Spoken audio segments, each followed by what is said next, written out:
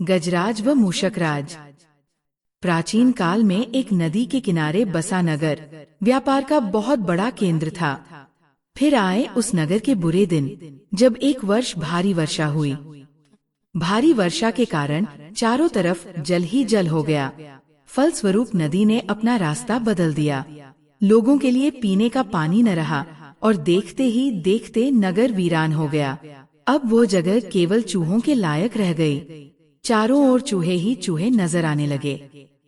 चूहों का पूरा साम्राज्य ही स्थापित हो गया।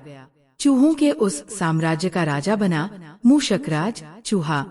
चूहों का भाग्य देखो कि उनके बसने के बाद नगर के बाहर जमीन से एक पानी का स्रोत फूट पड़ा और वह एक बड़ा जलाशय बन गया। नगर से कुछ ही दूर एक घना जंगल था।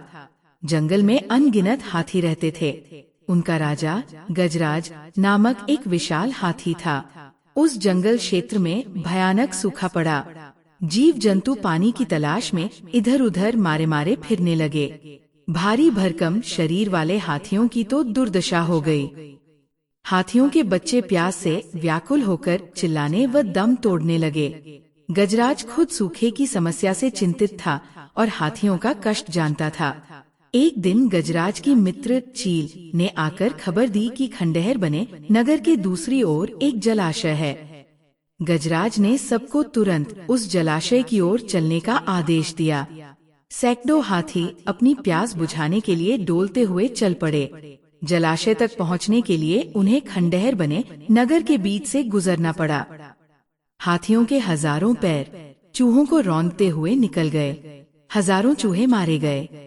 खंडहर नगर की सड़कें चूहों के खूनमांस के कीचड़ से लथपथ हो गई। मुसीबत यहीं खत्म नहीं हुई। हाथियों का दल फिर उसी रास्ते से लौटा। हाथी रोज उसी मार्ग से पानी पीने जाने लगे। काफी सोचने विचारने के बाद मूषकराज के मंत्रियों ने कहा, महाराज, आपको ही जाकर गजराज से बात करनी चाहिए। वह दयालु हाथी हैं। मूषकराज हाथियों के वन में गया। एक बड़े पेड़ के नीचे गजराज खड़ा था। मूषकराज उसके सामने के बड़े पत्थर के ऊपर चढ़ा और गजराज को नमस्कार करके बोला, गजराज को मूषकराज का नमस्कार। हे महान हाथी, मैं एक निवेदन करना चाहता हूँ। मशकराज की आवाज गजराज के कानों तक नहीं पहुँच रही थी। दयालु गजराज उसकी बात सुनने के लिए नीचे बैठ गया और अपना एक कान पत्थर पर चढ़े मूषकराज के निकट ले जाकर बोला, नन्हे मियाँ, आप कुछ कह रहे थे, कृपया फिर से कहिए। मूषकराज बोला, हे गजराज, मेरा नाम मूषकराज है। हमारा समस्त कुटुंब खंडहर में बनी नगरी में रहता है। मैं उनका राजा हूँ। आपके हाथी रोज जलाशय तक जाने के लिए नगरी के बीच से गुजरते हैं। हर बार उनके पैरों तले कुचले जाकर हजारों चूहे मरते हैं। अगर ये सिलसिला बंद न हुआ तो हम नष्ट हो जाएंगे।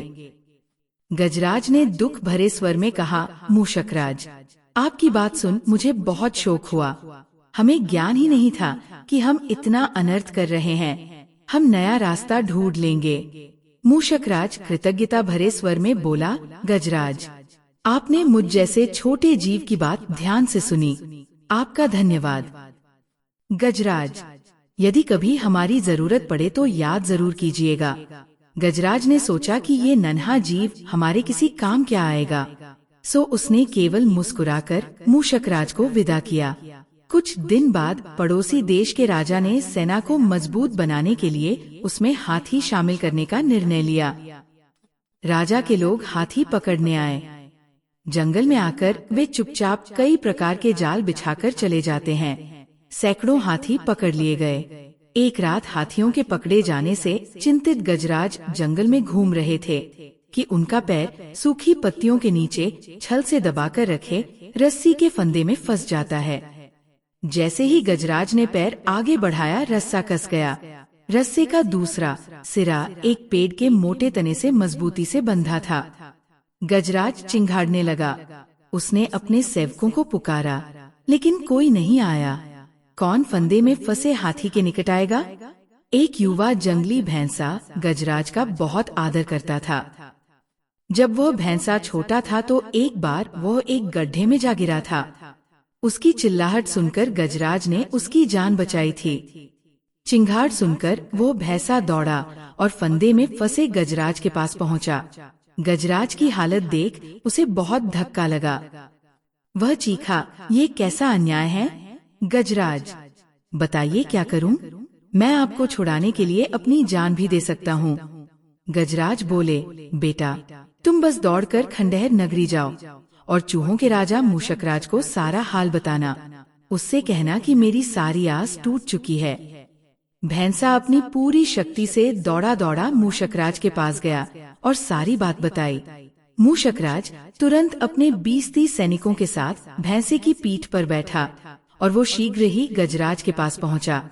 चूहे भैंसे की पीठ पर से कूदकर फंदे की रस्सी कुतरने लगे। कुछ ही देर में फंदे की रस्सी कट गई, वह गजराज आजाद हो गए। कहानी से सीख, आपसी सद्भाव व प्रेम सदा एक दूसरे के कष्टों को हर लेते हैं।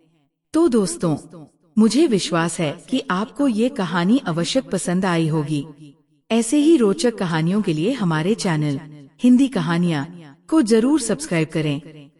साथ ही इस वीडियो को लाइक करना ना भूलें। धन्यवाद।